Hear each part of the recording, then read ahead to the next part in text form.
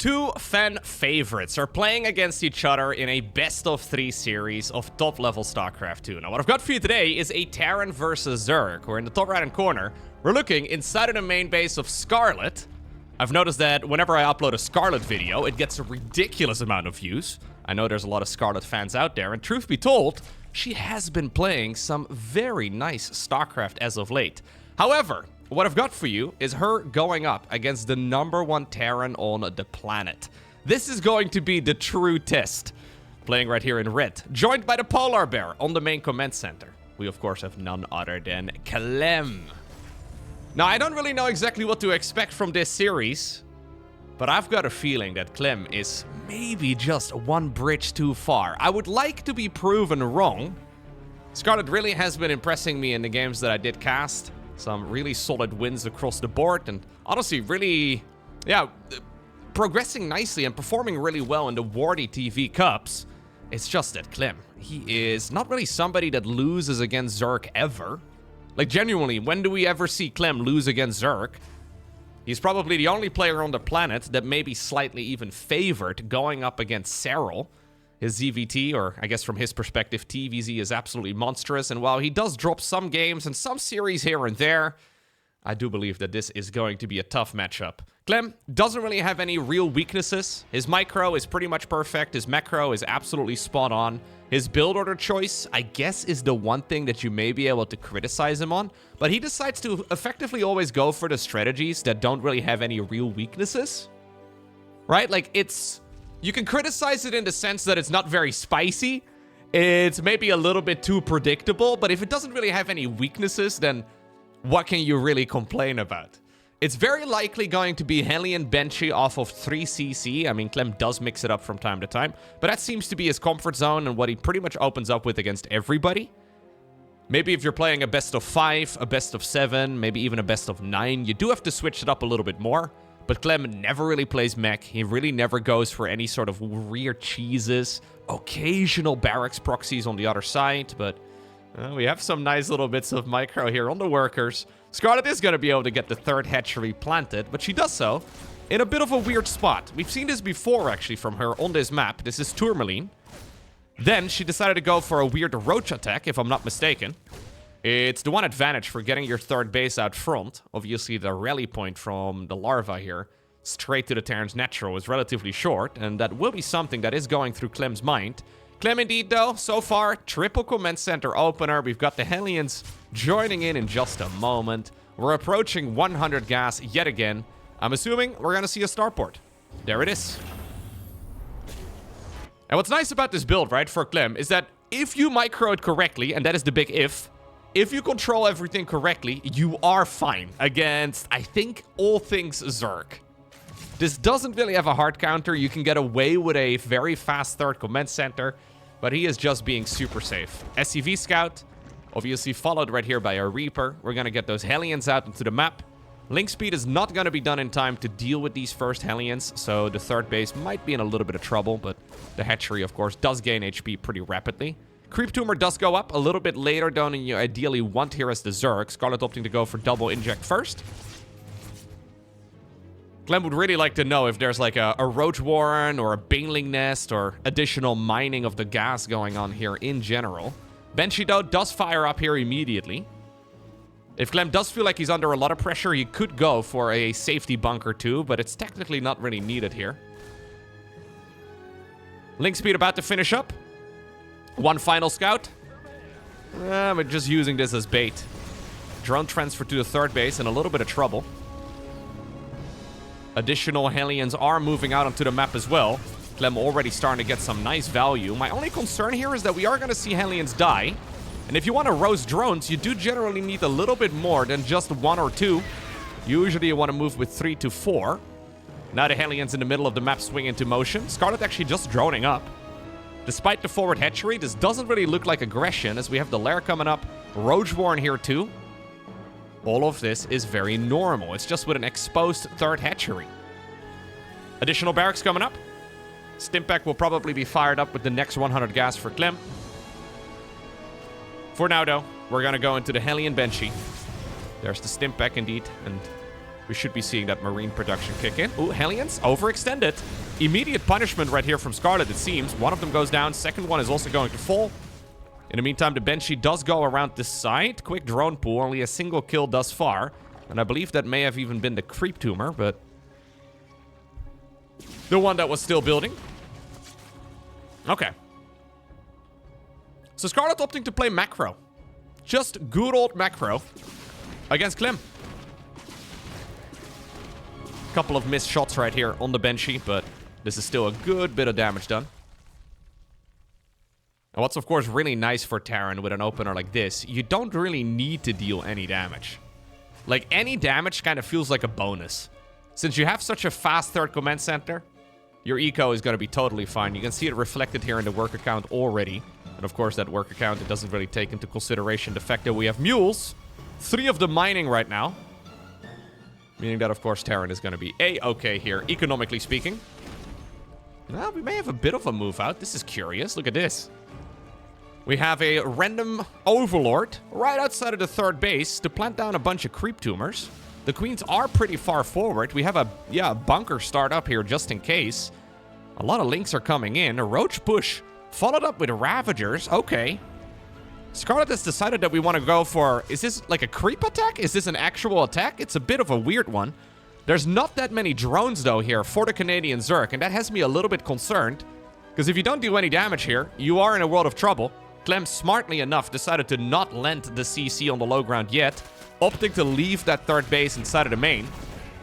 A bunch of STVs fall, but is this really an army here that can deal damage? Corrosive biles onto the supply depots. You can see here that Clem is really respecting it, right? Not really doing anything too crazy. There's no need. You know the Zerg's economy is going to be relatively messy. Maybe Scarlett's goal here is to just sort of contain the Terran. Yeah, we have the creep tumors going backwards. They will be able to touch creep in the middle here eventually. And we do get a really nice highway. The weird part is, though, that we're doing all of this off of 59 workers. And 59 workers is just not that much. Now the additional droning comes in. Immediate scan as soon as the Zerg player falls back from Clem. He will get rid of some of those creep tumors out front, and he is going to indeed now secure the third. Banshee gets pushed around some, but it does have 3 confirmed kills. One of them did die. Terran losing a little bit more thus far than he would have ultimately really liked. Now, we do have 1-1 done at this point. Stimpack, of course, already finished a long time ago. Combat shields lined up really nicely, too. This is not a bad time for Clem to go and test the waters. It's another one of those weird builds right here from Scarlett where we don't have a Roach Warren until just now. Zerg players have been hating, Roach Warren, Baneling Nest rather. Zerg players have been hating Banelings as of late for no apparent reason. I don't quite get it, but they've been delaying the Baneling transition, despite the fact that the Banelings got buffed in the most recent balance patch, and I feel like they are just such a solid choice. But she now also decides to go for the, Infestors before any sort of Baneling transition. Hive on the production tab now too. Additional command centers coming up for Clem. Second factory out front already. I think the big advantage for going Infestors is that you can fungal Marines, which will then prohibit them from being picked up by the Medivacs. Whereas obviously with Banelings rolling forward, Terrans tend to be really good at microing against that sort of thing. Clem though preparing here to play a late game, so respecting the Zerg here enough to not really take any weird chances. +2 has been fired up by the Terran player from France. Some good fungals. Banelings now coming up, but no centrifugal hooks yet. And that has me a little bit concerned, because fungal growth, it's really good as like a surprise, but right now, of course, Clem knows that this is likely what the Zerg player is going for. Slow Banelings, pretty easy to micro against. Nice corrosive balls, though, onto the tanks. We have additional Terran units showing up, but here is what I am concerned by. We get a good fungal, but the majority of the Zerg buffer right now is gone. Scarlett does have 81 workers, but still no Baneling speed. And this is why I don't really like the lack of Baneling speed and the lack of Banelings in general. This is the type of attack that can just catch you suddenly off guard. And this wasn't even really meant as a killing push here for Clem, but it may just turn into one. Clem decides to strike when the iron is hot. Those Marines are all very low, though, so maybe... Ooh, some nice target firing onto the Banelings. Maybe we do have to go back. But this is so much value gained. The Ravagers now, pretty much nothing protecting them. It's not all the Terran army here, though. There's more and more units moving through. Keep in mind that this is not a 3cc all-in here for Clem. He's got 5 command centers here in total, only really just now going up to the 8 Rex that you normally need. If this would have been an 8 Rex on 3cc, I think this would have been game over already for the Zerg, and it might still be. Yeah, Clem is a beast. This game was going really well for Scarlett. Until, yeah, it didn't. Margin for error is tiny. Now, we do get some good fungals, but again, no Banelings. So you can get the fungals. It allows the roaches and the lynx to close the distance, but these are well-upgraded Marines now. +2 infantry attacks is finished up. Scarlett trying to make the transition here towards hive tech, right? So I would imagine that the original plan was to go adrenal glands, maybe some vipers, ultralisks, and all the rest of it. But instead what we've got is a Terran player knocking at the natural.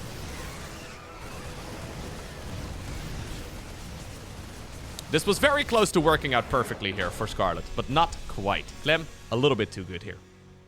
Next up, Winter Madness. I wonder if Clem was a little bit surprised too by the lack of Banelings. He pushed in there, he's like, wait a second, you don't have Baneling speed? Well, let's fight, let's dance. Going for the Infestor first and then Banelings later is really nice for like the initial surprise. If Terran does not expect that you have Infestors out and you suddenly pop up and you get a big fungal growth, sure, I can see that working out really nicely. But you do kind of rely on Terran making a mistake. I guess you can make a similar argument as well for Banelings, right? I mean, Banelings shouldn't really work unless Terran doesn't micro or they overextend onto creep or they don't see your army coming. But I feel like Banelings have a lot less of a luck factor to them compared to Infestors. Either way, the Zerg players at the highest level have been really enjoying delaying Banelings, making them a late game unit instead, and favoring Infestors. Maybe it's also though due to the fact that I tend to cast the absolute very best in the world going up against each other. There is a chance that if you do this against like, I mean with no disrespect, like say like a rank 20 to rank 50 Terran on the planet, maybe they just get rolled over by it?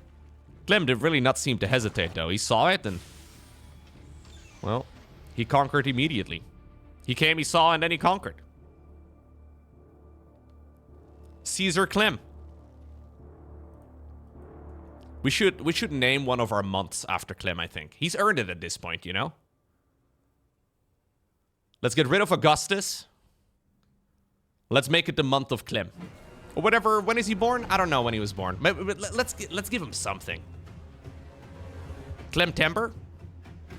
Clemtober? All of those would work really well.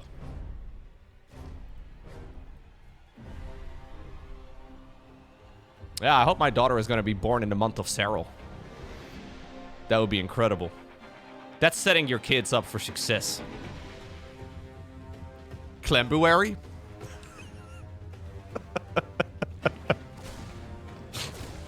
I think they've earned it, you know? You know it's a baller move though, right? When you're somebody that ruled like 2,000 years ago, and we still use your name for the month. That's when you've made it.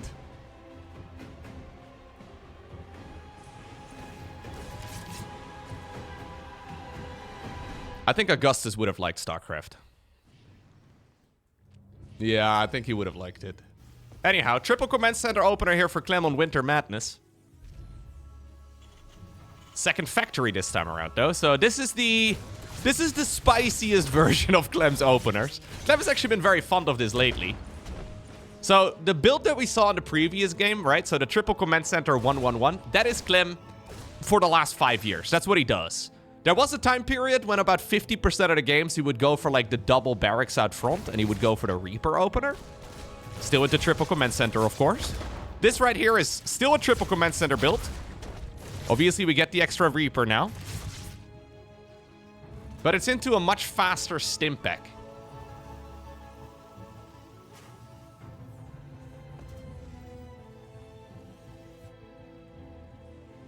It's not very spicy. This is like bell peppers level of spice. This is a 0 on the Scoville index. But Clem thinks it's something really cool. And it is pretty cool in the sense that you can still control the Zerg. You don't really have any real weaknesses, and you do get into a really strong economy. Scarlett yet again, by the way, opting to go for the alternative third. Much like in the previous game, though, I don't really like it very much. Normal third base is this one. Now, obviously, Clem was trying to block it. Scarlett instead opting to go for the forward one, but again, you get an exposed base. Maybe not as bad as on Tourmaline. The Tourmaline third really feels like it is just right in your opponent's face. But I'm pretty sure that Clem is happy with the way that this is all going. He did lose a Hellion, though, and then also 2 Reapers, which is a bit much. Double Engineering Bay in the meantime, in the back of the natural expansion. Clem going for the most ordinary follow-up ever.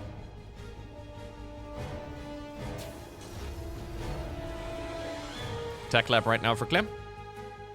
So we'll probably go into some siege tank shenanigans. Already though, the Medivacs has started up. Well, we could go into some other builds too, actually. There's a lot of variety.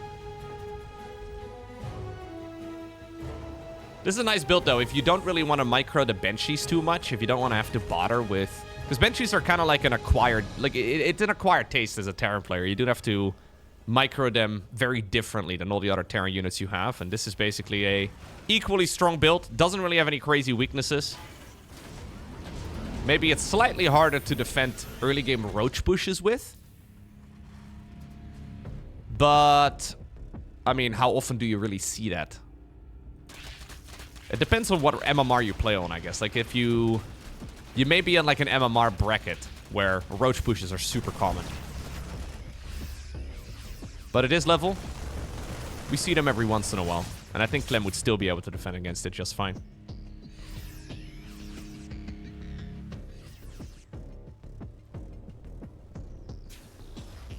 $15 drones coming up for Scarlett. Yet again, just playing the big macro game. Double upgrades right now, but we do not go for a Baneling nest. Is this Infestation Pit? Is that what we're going for? Scarlett is dancing here against these units. She needs to be careful. Clem getting too much value off of this little marine drop. Hello, little drone. What were you supposed to be? What did you want to be when you grow up? Infestation Pit. I'm telling you guys, we hate Banelings now. If you're a Zerg player like me and you like Banelings, yeah, you're wrong, apparently. I don't know why. It's like we have gotten rid of the best unit Zerg has and replaced them with a weaker unit. Take that. And you would imagine that then the advantage for Zerg is that the hive would be faster, but that's not the case. Like, this is going to be a quick hive, but it's not any quicker than with the normal Baneling variant. 650 or so is a quick hive usually, with Baneling speed. Now we're gonna go to a 7-minute hive or so? Yeah. And we don't have Baneling speed. Instead, we make one Infestor. Clem goes again across the map. I think Clem has picked up on the fact that there is no Baneling speed. There's not even a Baneling. That means it's pure Ling. I feel like Clem loves this sort of thing. If you show a top-level Terran, honestly, if you show any Terran player that there's no Banelings, I'm pretty sure that sparks joy. Marie Kondo would be very proud of Clem here. There is Zerglings going in around the site. Drilling claws on the back of this right now at the second factory. Clem fires up the 2-2 research before Zerg does. So quick upgrades here for Zerg, but they're still not quicker than Terrans. There's the Infestor. Oh, good fungal. Okay, perfect scenario right here for Scarlett. I don't think you can really hope for more than that. That was it. That's it right there. Best case scenario. That's it. Was that good? I mean, it was good, but it seems so risky to me for a whole lot of nothing. If only there were a couple of Banelings here that would then also be able to follow up. I don't know. Maybe I've missed a memo. It's almost like I missed a balance patch, but I definitely haven't.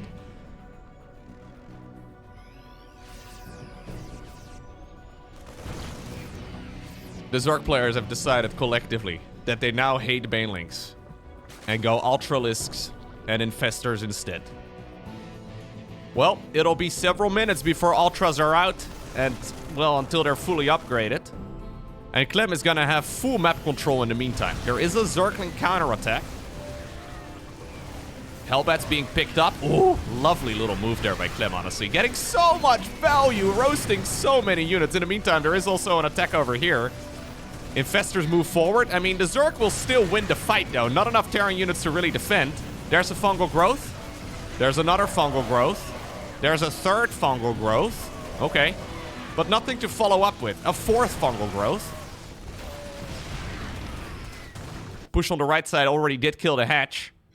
Scarlett did just kill 22 SCVs worth of stuff, though. Interestingly enough, we're going into Blue Flame right now here. I think this is specifically because... That's actually kind of sick. This is specifically because there are no Banelings seen anywhere. It's very weird to go into +1 attack and Blue Flame at this point in time, but Clem has decided, you know what? The plan was originally to go into Widow Mines. We're not doing that anymore. Instead, we're making Hellbats a core unit in this composition. And I think Hellbats...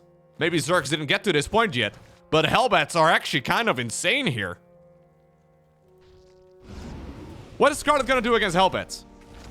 Ultras, I guess, but Ultras die to everything else here. Chitinous plating is not yet done. Oh no. Zerglings commit. Oh, those Hellbats are having a grand old time. There's another fungal growth. Clem inviting it pretty much. He does not care whatsoever.